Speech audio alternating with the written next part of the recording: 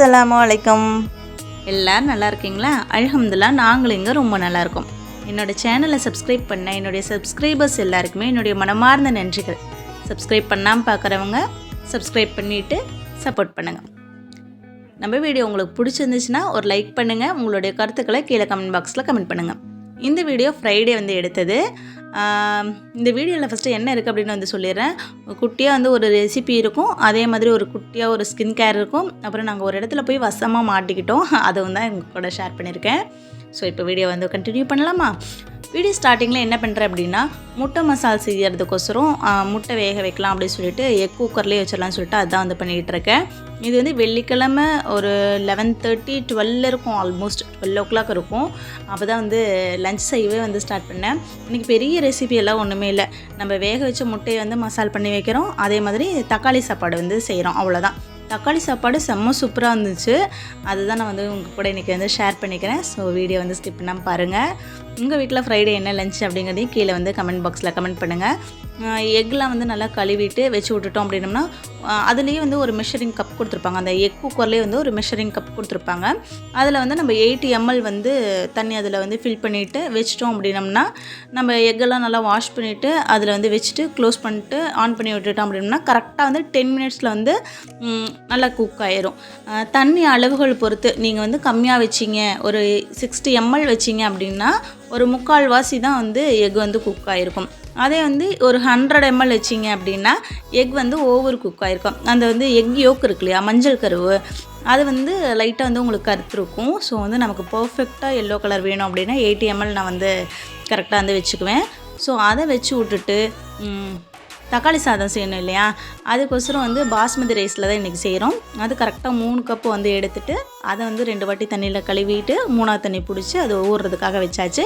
இப்போ ஒரு பேனில் ஒரு 3 டேபிள் ஸ்பூன் அளவுக்கு நான் ஆயில் சேர்த்திக்கிறேன். இது கூட ஒரே ஒரு டீஸ்பூன் அளவுக்கு நெய் சேர்த்திக்கிறேன். இது 2 நல்லா சூடானதுக்கப்புறமேட்டுக்கு குட்டி குட்டியாக இருக்கிற ஒரு 4 துண்டு பட்டை, ஒரு 4 ஏலக்காய், ஒரு 2 கிராம்பு இதெல்லாம் போட்டு நல்லா பொரியிட்டோம். இது பொரிஞ்சதுக்கு அப்புறமேட்டுக்கு பெரிய வெங்காயம் 2 பெரிய வெங்காயத்தை நீல வாக்கில் கட் பண்ணி வச்சிருந்தது சேர்த்திக்கிட்டேன். வீடியோ ஆன் பண்ணிட்டேன்னு நினச்சி சேர்த்தினேன், பட் அது எப்படியோ ஆன் பண்ணாமல் விட்டுட்டேன். ஸோ அதை அட்ஜஸ்ட் பண்ணிக்கோங்க.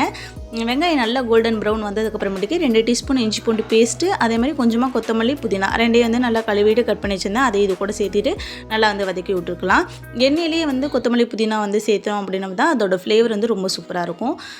கொத்தமல்லி புதினா வெங்காயம்லாம் நல்லா வதங்கினதுக்கப்புறமேட்டுக்கு ஒரே ஒரு டீஸ்பூன் அளவுக்கு பட்டை கிராம்பு ஏலக்காய் தூள் இருக்கு இல்லையா, அது சேர்த்திட்டு ஒரு 1.5 டீஸ்பூன் அளவுக்கு மிளகாய் தூள், 1 டீஸ்பூன் அளவுக்கு காஷ்மீரி மிளகாய் தூள் 2 சேர்த்திட்டு இதோட ஸ்மெல் போனதுக்கப்புறமேட்டுக்கு நல்லா அரைச்சி வச்சுருக்கிற தக்காளி பேஸ்ட்டை இதில் ஆட் பண்ணிக்கிறேன். கொஞ்சம் எடுத்து வச்சுட்டேன், ஏன்னா நம்ம முட்டை மசாலா செய்யணும் இல்லையா, அதுக்காக எடுத்து வச்சுருக்கேன்.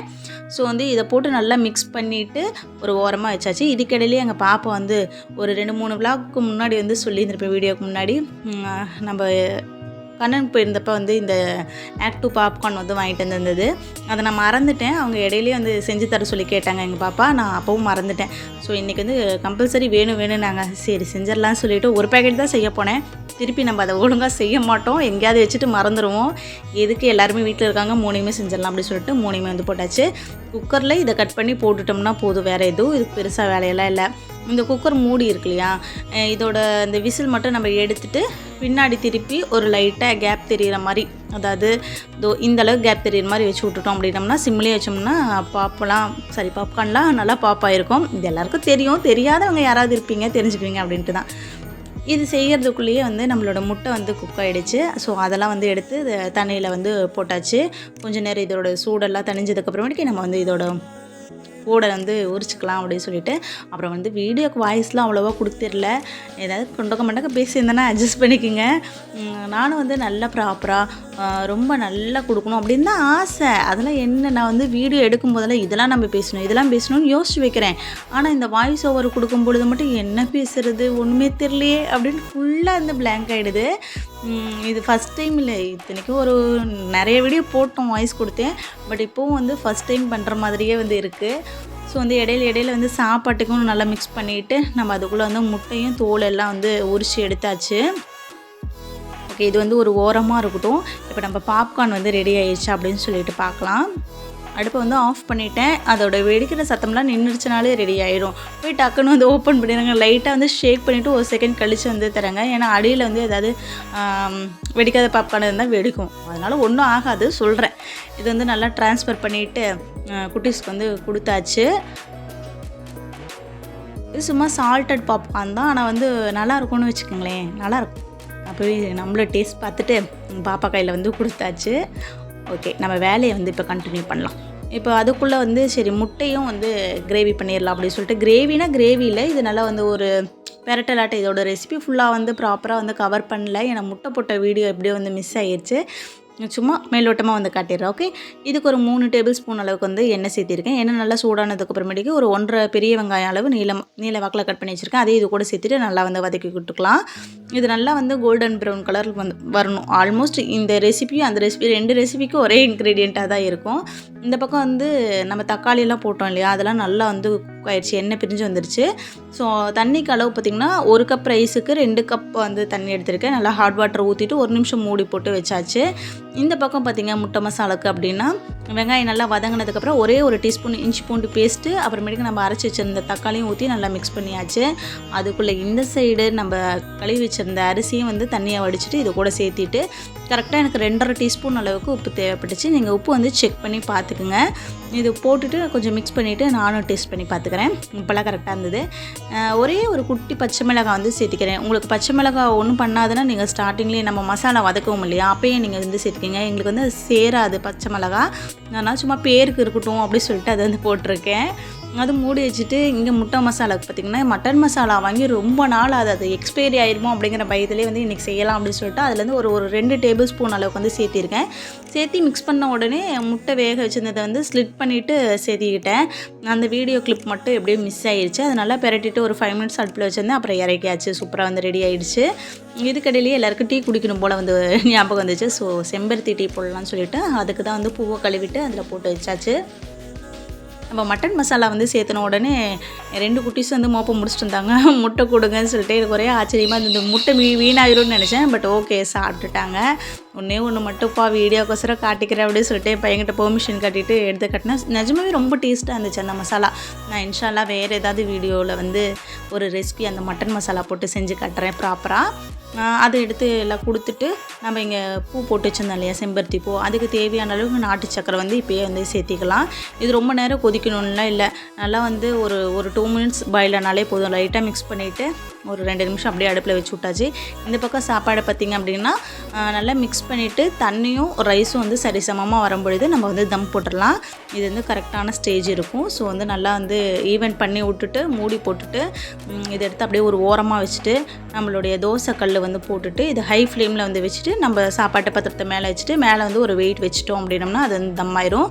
கல் சூடேறுற வரைக்கும் ஹை ஃப்ளேமில் இருக்கட்டும். கல் சூடேறினதுக்கப்புறம் ஒரு 2 நிமிஷத்துலேயே வந்து சூடு ஏறிடும். நீங்கள் வந்து சிம்மில் வந்து வச்சுக்கலாம். வச்சுட்டு ஒரு 15 மினிட்ஸ் அப்படியே வந்து சிம்மில் இருக்கட்டும். 15 மினிட்ஸ் கழிச்சதுக்கப்புறமேட்டுக்கு அடுப்பு ஆஃப் பண்ணிவிட்டு ஓப்பன் பண்ணாமல் ஒரு 20 மினிட்ஸ் விட்டிங்க அப்படின்னா சாப்பாடு வந்து சூப்பராக வந்து ரெடி ஆயிரும். நம்மளோட செம்பருத்தி டீயும் வந்து சூப்பராக ரெடி ஆகிடுச்சு. அதையும் ஃபில்ட்ரு பண்ணிவிட்டு எல்லாேருக்கும் வந்து ஊற்றி கொடுத்துர்லாம் அப்படின்னு சொல்லிட்டு அதுக்கு தான் வந்து பார்த்துட்ருக்காது. சாதாரணமாக சில்வர் டம்ளர்லேயே குடிச்சிடலாம். வீடியோ எடுக்கிறேன், இது எதுக்கு தான் வச்சுருக்கேன் டம்ளர்ட்டு கண்ணாடி கிளாஸ்லேயே வந்து ஊற்றியாச்சு. அப்புறம் இந்த பொருளை நம்ம எப்போயாவது யூஸ் பண்ணணும் இல்லையா, அப்படியாச்சும் வந்து அதை என்ன பண்ண போகிறோம் அப்படின்னு தான் எடுத்து யூஸ் பண்ண ஆரம்பித்தாச்சு. சரின்ட்டு எல்லாருக்கும் வந்து ஊற்றியாச்சு. எனக்குமே வந்து ஸ்டார்டிங்கில் இந்த செம்பருத்தி பூட்டி அப்புறம் நாட்டு சக்கரை இதெல்லாம் வந்து பிடிக்காது. அதெல்லாம் கொடுத்தாலே வந்து ஐயோ எனக்கு இதெல்லாம் சேரவே சேராது அப்படின்னு வந்து சொல்லுவேன். இப்போ நானாக வந்து என்னை வந்து மாற்றிக்கிட்டாச்சு. நானுமே வந்து குடிக்க ஆரம்பித்தாச்சு. ரொம்ப பெரிய டிஃப்ரென்ஸ்லாம் இல்லைங்க, அது வந்து நல்லா தான் இருக்குது. ஸோ வந்து நீங்களுமே வந்து கொஞ்சமாவது நம்ம லைஃப் ஸ்டைலில் வந்து ஹெல்த்தி இருக்கணும் அப்படின்னா இந்த மாதிரி ஏதாவது வந்து பெரியவங்க சொல்கிற மாதிரி மாற்றிக்கலாம். எங்கள் உமாலாம் சொல்லுவாங்க, இது ஒன்றுமே பண்ணாதுமா குடிமாங்க. எனக்கெல்லாம் சேரவே சேராது அப்படிமே. இப்போ பார்த்தா நானுமே வந்து அது குடிக்க ஆரம்பித்தாச்சு. குயிக்காக வந்து ஒரு ஸ்கின் கேர் வந்து பார்த்துடலாமா. இந்த ரெமெடி பார்த்திங்கன்னா ஒரு டாக்டர் தான் வந்து சொன்னது. அது வந்து யூடியூப்பில் தான் பார்த்தேன். இது என்ன அப்படின்னா ஒரு டீஸ்பூன் அளவுக்கு கோதுமை மாவு, அது கூடயே வந்து தேவையான அளவு பால், அந்த மாவு வந்து கரைக்கிற அளவுக்கு பால், இது கூட ஒரே ஒரு 1/4 டீஸ்பூன் அளவுக்கு நெய், இதெல்லாம் வந்து சேர்த்து நல்லா மிக்ஸ் பண்ணிவிட்டு அப்ளை பண்ணணும்னு சொன்னாங்க. நான் வந்து எக்ஸ்ட்ரா வந்து வீட்லேயே அரைச்ச மஞ்சள் தூள் இருந்துச்சு, அதை வந்து ஒரு சிட்டிக்கு அளவுக்கு 1/4 டீஸ்பூன் அளவுக்கு வந்து ஆட் பண்ணிவிட்டு நல்லா மிக்ஸ் பண்ணியிருக்கேன். இது வந்து நம்ம ஃபேஸில் வந்து இந்த மாதிரி நல்லா வந்து ஸ்க்ரப் பண்ணுற மாதிரி நல்லா வந்து தேய்ச்சிட்டு ஒரு 15 மினிட்ஸ் ஒரு ½ அன் ஹவர் விட்டுட்டு மறுபடியும் வந்து நல்லா வந்து தேய்ச்சி கழுவணும் அப்படின்னம்னா வந்து இந்த அன்வான்ட் ஹேர்லாம் வந்து போயிடுமா அப்படின்னு வந்து அந்த டாக்டர் சொன்னாங்க. அது வந்து பேபிஸ்லேருந்தே பண்ணுவாங்க, ஒரு 3 மந்த் பேபிலேருந்தே பண்ணலாம் அப்படின்னு வந்து சொன்னாங்க. நமக்கு 7 கழுத வயசு ஆயிடுச்சு, இப்போ போய் பண்ணலாமான்னு யோசித்தேன். பரவாயில்ல பண்ணுவோம், இது என்ன ஆயிர போகுது அப்படின்னு சொல்லிட்டு சரி அன்றைக்கி தான் ஃபஸ்ட் டைம் வந்து ட்ரை பண்ணேன். இல்லைனாலே மூஞ்சில் வேண்டாங்கிறது எல்லாமே வந்து இருக்குது. சரி இதில் வந்து எதுவுமே ஆகக்கூடாதுன்னு நினச்சிட்டு வந்து போட்டு பரவாயில்லனா ஃபஸ்ட் டைம் வந்து அப்படி தான் இருக்கும், கொஞ்சம் பிரைட்டாக தெரியுற மாதிரி. கண்டினியூவாக போட்டதுக்கப்புறமேட்டுக்கு ரிசல்ட் எப்படி இருக்குன்னு நான் சொல்கிறேன் சரியா. இது நல்லா ஃபேஸில் வந்து அப்ளை பண்ணிவிட்டு நான் ஒரு ஐஸ் ரோலர் காமிச்சேன் இல்லையா, அதை நல்லா ஃபேஸ் வாஷ் பண்ணதுக்கப்புறமேட்டுக்கு அதை வச்சு லைட்டாக வந்து மசாஜ் பண்ணோம்னா ரொம்ப நல்லாயிருக்கு. அப்புறம் மதியம் சாப்பாடில் தம் உடைச்சி எல்லாம் சாப்பிட்டுட்டு டக்குன்னு வந்து கிளம்பியாச்சு. பார்த்திங்கன்னா இப்போ இப்படி இருக்கும். நாங்கள் வந்து எங்கே போனோம் அப்படின்னா திருப்பூர் வந்து போயிட்டுருந்தோம். நானும் என் ஹஸ்பண்டும் எங்கள் வாப்பாவுக்கு வந்து மெடிசன் வாங்குறதுக்காக தான் வந்து கிளம்பியிருந்தோம். நானும் என் ஹஸ்பண்டும் 2 வீலரில் தான் வந்து கிளம்பியிருந்தோம். வீட்டிலேருந்து கிளம்பும்போது 2:45 சரியான வெயில். வர வழியில் வந்து சொல்லிக்கிட்டே இருந்தேன் அவர்கிட்ட, என்னங்க இப்படி வெயில் அடிக்குதே என்னால் முடியலையே அப்படின்னு வந்து சொல்லிக்கிட்டே இருந்தேன். வந்து நாங்கள் ஒரு 20 கிலோமீட்டர்ஸ் தான் வந்து வந்திருப்போம். பார்த்திங்கன்னா லைட்டாக வந்து அங்கேருந்து வரும்போதே வந்து தெரிஞ்சுது, மேகமூட்டமாக இருந்துச்சு. அப்போ வந்து என் ஹஸ்பண்ட் வந்து சொன்னாங்க, எங்கேயோ மழை வருதாட்டுக்குது அப்படின்னு சொல்லிகிட்டே வந்திருந்தார். நானும் 2 மழை வருதா, ஆமாம் அங்கெல்லாம் வந்து கற்கள் கட்டி இருக்குன்னுலாம் காமிச்சு பேசிக்கிட்டே வந்தோம். மழை சவுண்டு மட்டும் பாருங்கள் இப்போ.